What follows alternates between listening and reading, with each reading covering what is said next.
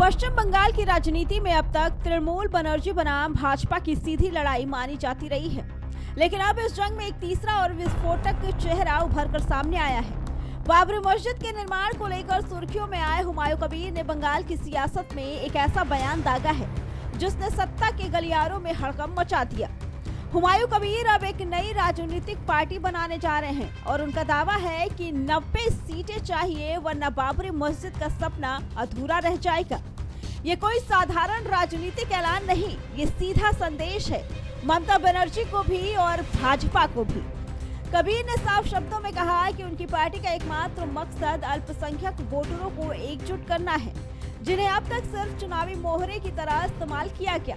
उनका आरोप है कि हर पार्टी वोट तो लेती है, लेकिन हक की बात आते ही पीछे हट जाती है। सामाजिक दृष्टि से देखने वाला मैं इसका उत्तर ऐसे ही दूंगा, हिंदुओं की दुर्दशा कब समाप्त होगी?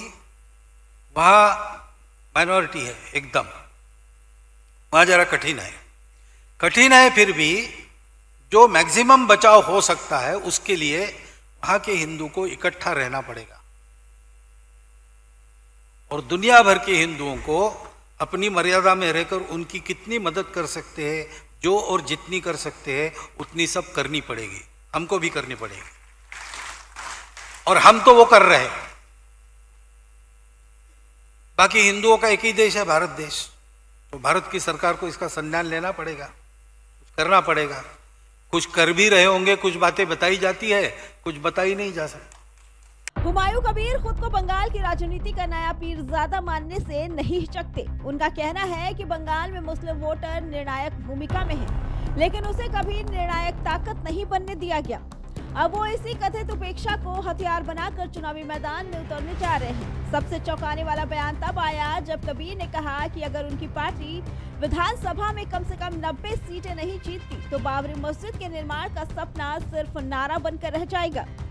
इस बयान के बाद सियासी पारा अचानक चढ़ गया है। विपक्षी दलों का कहना है कि ये धार्मिक भावनाओं को राजनीति से जोड़ने की कोशिश है, जबकि समर्थकों का दावा है कि ये हक की लड़ाई है। राजनीतिक जानकारों का मानना है कि कबीर की एंट्री बंगाल के चुनावी गणित को पूरी तरह बिगाड़ सकती है। तृणमूल कांग्रेस लंबे समय से अल्पसंख्यक वोटों की सबसे बड़ी दावेदारी रही है, लेकिन अगर इस वोट बैंक में सीधी सेंध लगती है तो ममता बनर्जी की राह आसान नहीं रहने वाली। वहीं भाजपा के लिए भी ये स्थिति खतरे की घंटी है, क्योंकि वोटों का बंटवारा चुनावी नतीजों को अप्रत्याशित बना सकता है।